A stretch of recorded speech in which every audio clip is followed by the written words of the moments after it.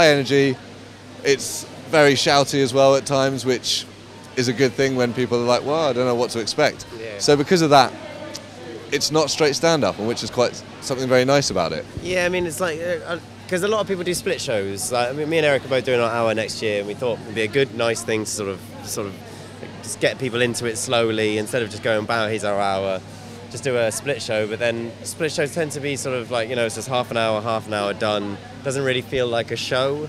And so we kind of wanted to make it more of an occasion. But basically, we're Dommett and Lampert. We're stand-up comedians like around the UK and stuff. And he's going to do 20, I'm going to do 20, and then we're going to end somehow. That's fun, right? It's going to be fun. Before we start, has anyone got anything they particularly... I love Eric, he's a very good friend of mine, but has anyone got anything they want to say about his face? Because it just no offense to him, because I love him, he's my best friend, but has anyone got anyone to, because at certain points in the show,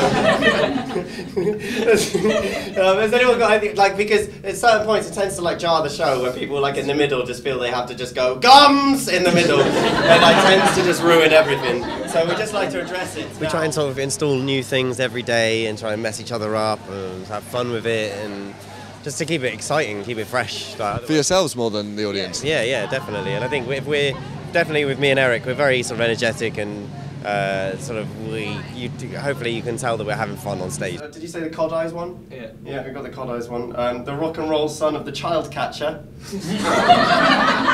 No one said that, you've added that.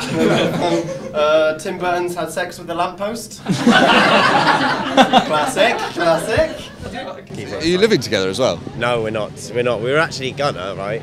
And then my mum was like, Joel, I don't think you should live together, because I think she's not from Essex. But like, she was like, Joel, I don't think we should live together, because I think it's gonna be too much stress on our relationship. And I'm so glad we're not living together. Like it would be fine. We wouldn't. It's not like we really fall out or anything. But I think it would be so much. It would be so much togetherness.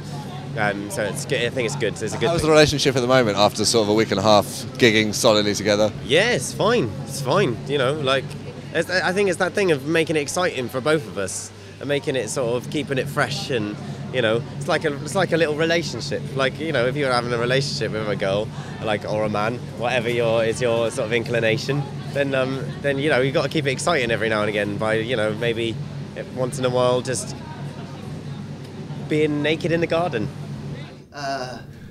About 15 minutes ago, I stole this bag of Golden Delicious. The level of honesty is so rare, right? So rare that he looks at me. He's just like, oh, okay. Right.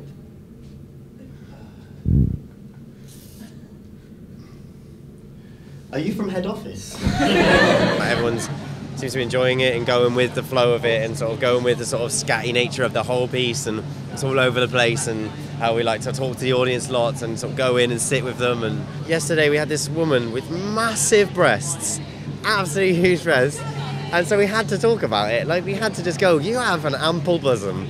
And she was like, thank you very much. And we were like, okay, yeah. And then we did this whole thing at the end. We did like a task.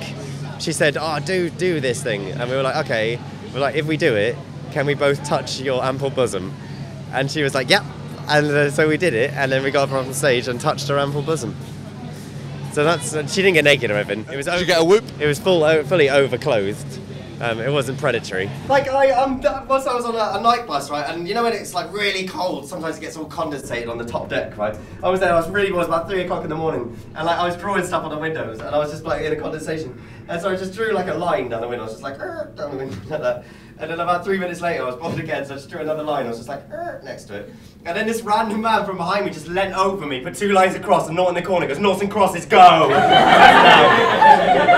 I've got quite a turnover of stuff, so I like to keep it constantly sort of exciting and new and nice, and yeah. So it's good. It's nice. Like Edinburgh, generally, you tend to come up with a lot of stuff because you're constantly thinking about comedy, and you're sort of sat down. I try and write a lot, and you're gigging a lot, so there's a lot of opportunities to slip it in and try it. We were like, oh, it's really nice, yeah, well done, it's a really nice tattoo. And she was then something like, oh, well, it better be, because it's there for the rest of my life. At this exact moment, right, some random man just walks past and just goes, kind of looks like a rash, and carries on.